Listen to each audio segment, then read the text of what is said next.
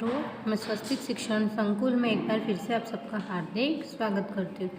तो आज हम कक्षा 4 में हमारा विषय है गणित का चैप्टर नंबर 11 हमारा कौन सा था? पहाड़े और बंटवारे। चैप्टर नंबर 11 कौन सा था? पहाड़े और बंटवारे।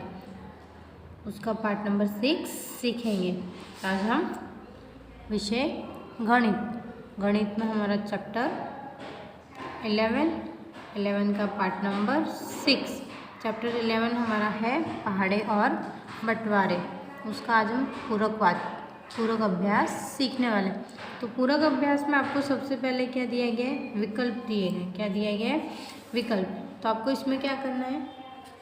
इसमें आपको विकल्प चुनकर उनका क्रमाक्षर बॉक्स में लिखना है।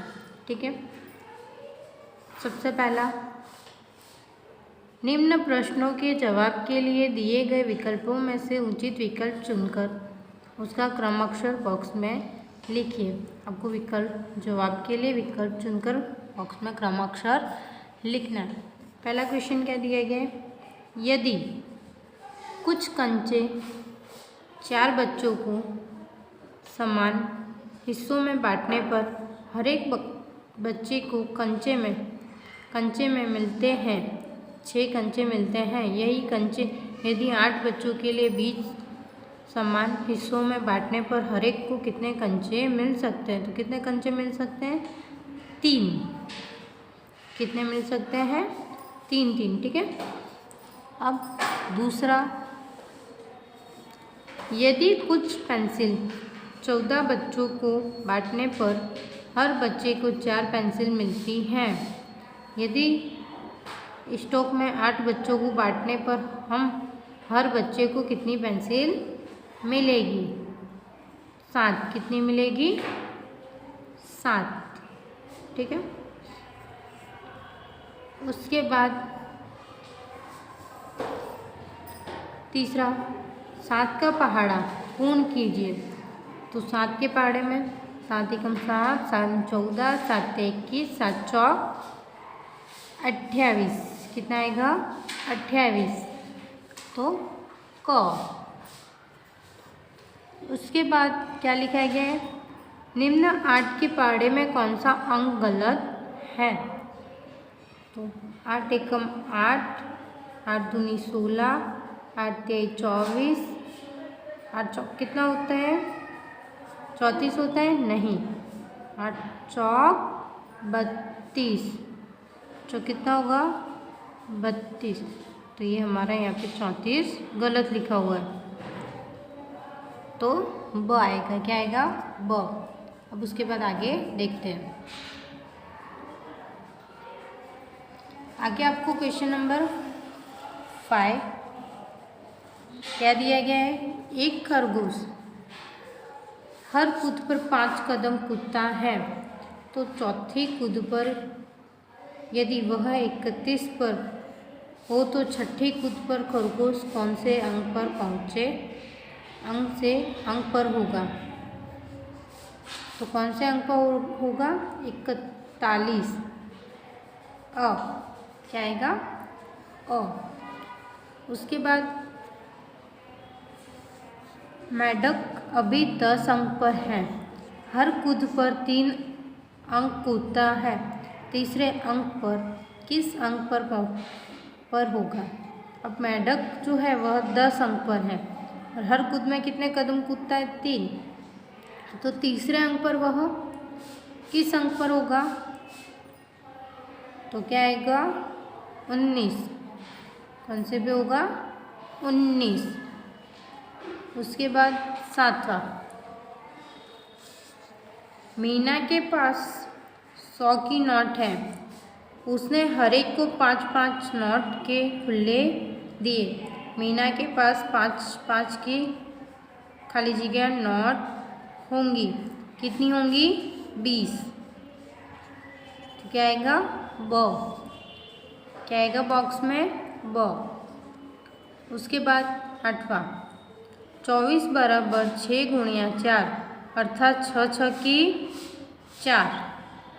24 बराबर 6 गुणिया 4, अर्थात 6 की कतार, कितने की कतार होगी?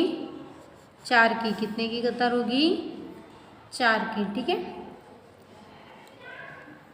9वां, प्रियंका के पास 52 टमाटर हैं। वह प्रत्येक बॉक्स में 13 टमाटर भरती है। 52 टमाटर भरने के लिए उसे खाली जगह बॉक्स की ज़रूरत होगी। अब 52 टमाटर भरने के लिए उसको कितने बॉक्सों की ज़रूरत होगी? तो 4 बॉक्स में आएगा अ।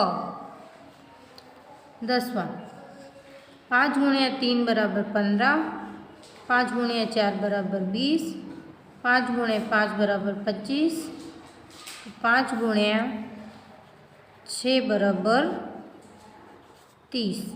तो बॉक्स में क्या आएगा? ड। अब उसके बाद आपको क्या करना है? रिक्त स्थान भरिए।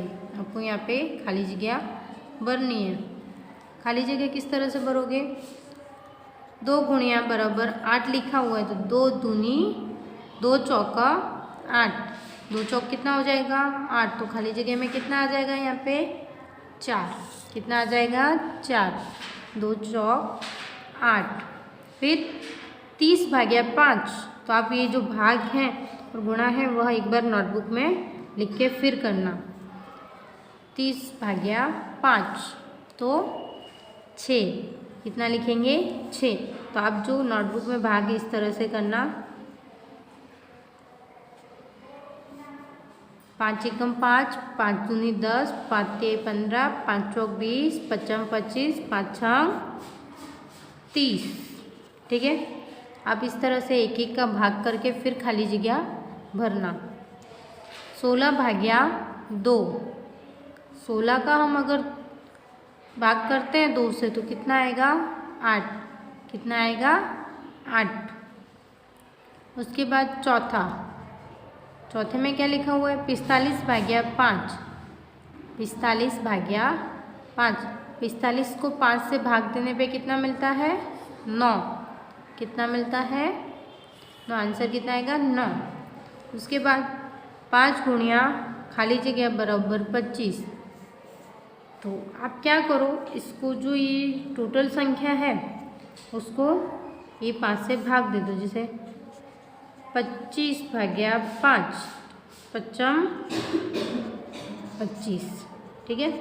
तो हम यहाँ पे ये 5 और ये 5 को क्या कर देंगे? गुणा कर देंगे। तो यहाँ पे खाली जगह में कितना आ जाएगा? 5। खाली जगह में कितना आ जाएगा? 5। उसके बाद छठा क्या दिया गया है? 8 भाग्या 2। 8 को 2 से भाग करने पे कितना आएगा? 4। कितना आएगा? 4।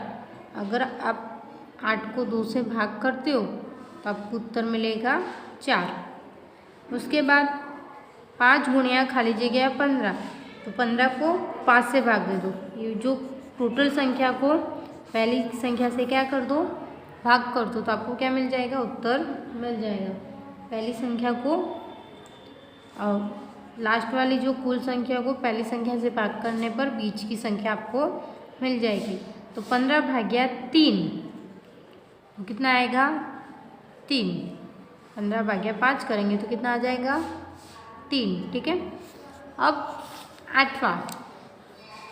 8वें में अभी आप इसी तरह से करोगे। 8वें में क्या दिया गया है? 2 गुणिया खाली जगह बराबर 20। 2 गुणिया खाली जगह बराबर 20। तो 20 को किससे भाग दे दोगे? 2 से। 20 को 2 से भाग दे दोगे। 20 को 2 से भाग देने पे आपको मिलेगा 10। क्या मिलेगा? 10 मिल जाएगा। ठीक है। 9वां 2 गुणिया खाली जगह बराबर 12। तो 12 को किससे भाग दे दोगे? 2 से। किससे भाग दे दोगे? 2 से। तो आपको बीच की संख्या मिल जाएगी। अब जहाँ पे भाग लिखा है वो तो आप कर लोगे, लेकिन जहाँ पे गुणा लिखा है वहाँ पे आप क्या करोगे? कुल संख्या को पहली संख्या से भाग दे दोगे। क्या करोगे? कुल संख्या जो है उसको पहली संख्या से भाग दे दोगे तो आपको बीच की संख्या मिल जाएगी। ठीक है। तो आज आपको होमवर्क में पूरक अभ्यास का क्वेश्चन नंबर 1 अर्थात प्रश्न नंबर 1 और प्रश्न नंबर 2 स्वपोथी और नोटबुक दोनों में लिखना है। ठीक है, तो जय गायत्री, अस्तु।